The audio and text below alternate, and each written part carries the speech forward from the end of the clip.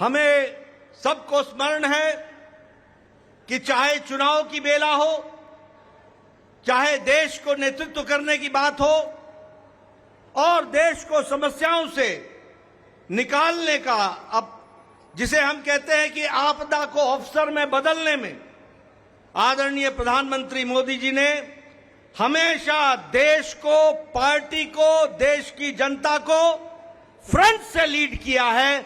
ऐसे हमारे यशस्वी प्रधानमंत्री जी का मैं अभिनंदन करता हूं, स्वागत करता हूं।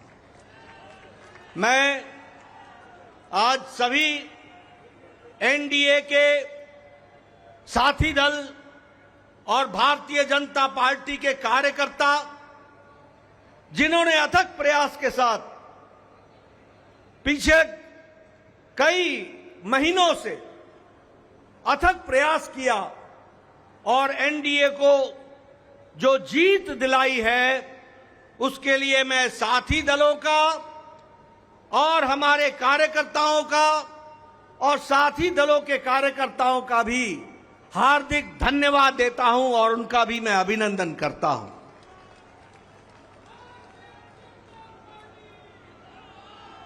मैं भारतीय जनता पार्टी की ओर से देश के करोड़ों हमारे देशवासियों को, जो प्रधानमंत्री मोदी जी के नेतृत्व में विश्वास करते हुए एक ऐतिहासिक पल, एक ऐतिहासिक घड़ी के चश्मदीद गवाह बनने का हम सबको सौभाग्य दिया, ऐसे हमारे मतदाता बंधु, जिन्होंने भारतीय जनता पार्टी और एनडीए को अपना आशीर्वाद दिया और प्रधानमंत्री मोदी जी के नेतृत्व को आगे बढ़ाने का काम किया, ऐसे करोड़ों करोड़ों देशवासियों को मैं पार्टी की ओर से बहुत बहुत धन्यवाद देता हूं।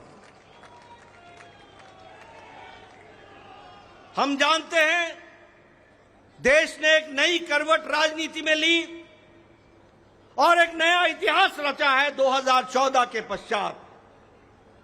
हम जानते हैं कि 2014 के बाद मोदी जी के नेतृत्व में एक मजबूत सरकार बनकर के आई, मजबूत सरकार, और हमने देखा कि इस मजबूत सरकार को 2019 में फिर से भारत की जनता का आशीर्वाद मिला और देश के चाहे कोई आपदा आई, चाहे समस्याएं आई, चाहे गरीबों के उत्थान के विषय थे, प्रधानमंत्री मोदी जी की नीतियों को फिर से 2024 में आशीर्वाद देते हुए इस ऐतिहासिक घड़ी को हम देख रहे हैं, जब प्रधानमंत्री मोदी जी तीसरी बार लगातार प्रधानमंत्री बन रहे हैं।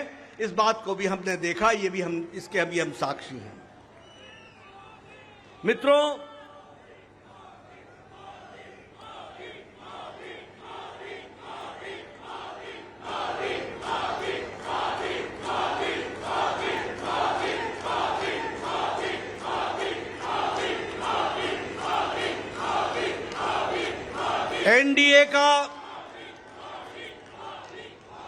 एनडीए का गठन के पश्चात ये कोई भी गठबंधन पहली बार भारत के राजनीति में तीसरी बार लगातार प्रधानमंत्री मोदी जी के नेतृत्व में सरकार बनाने जा रही है और हम सब लोग खुशनसीब हैं कि हम उस ऐतिहासिक घड़ी के पल के चश्मदीद गवाह भी होंगे और साथ ही साथ उस पल को हम सब लोगों को देखने का सौभाग्य मिल रहा है। मैं यहां ये भी बताना चाहता हूं कि जो लोग देश हित के लिए काम करते हैं, उन्हें चुनौतियां भी आती हैं और उन चुनौतियों को बखूबी लड़ करके देश प्रथम, देश को आगे बढ़ाना है, देश को आगे ले जाना है, इस कार्य के लिए आगे बढ़ते हैं। लेकिन कुछ लोग, जिनके लिए खुद का स्वार्थ महत्वपूर्ण होता है और खुद के स्वार्थ के लिए स्वार्थपूर्ण गठबंधन करते हैं और स्वार्थपूर्ण तरीके से लोक लुभावने वायदे करके सरकार के नजदीक आना चाहते हैं, जहां ऐसे लोगों को देश की जनता सबक सिखाती है, वहीं इनका इकोसिस्टम जो देश के विकास के दृष्टि से जुड़ी हुई चीजें हैं उसको नकार देता है।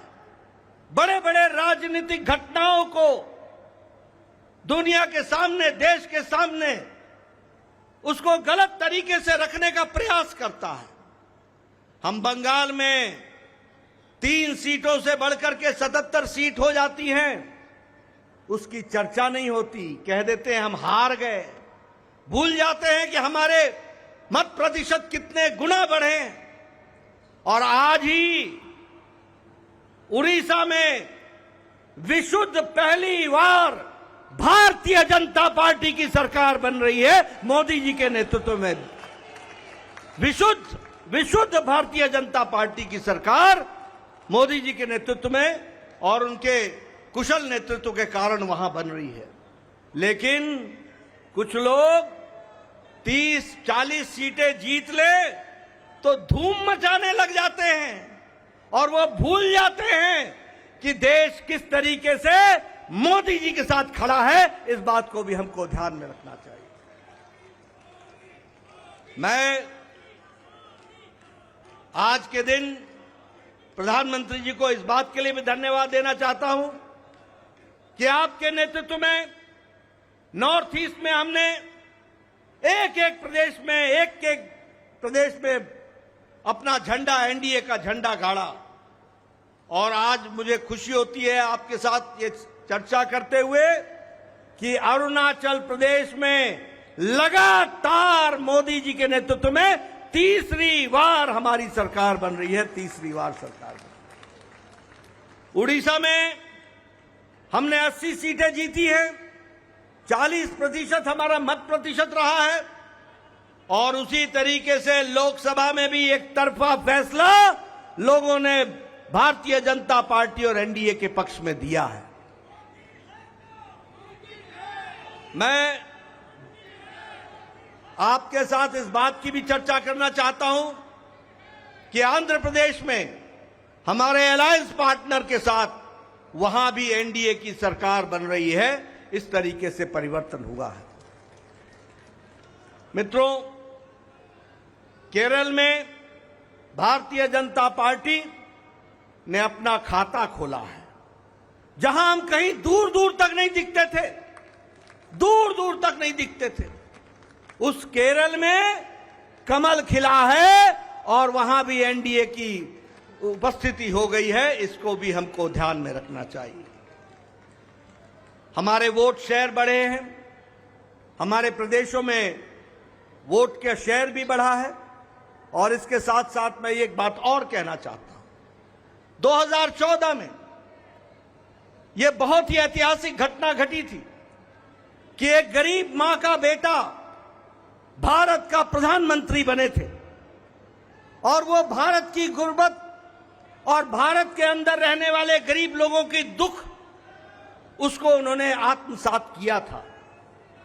वो जानते थे गरीबी क्या है, वो जानते थे कि गरीबों का नेतृत्व करने की क्या आवश्यकता है, वह जानते थे कि देश को किस तरीके से आगे बढ़ाना है।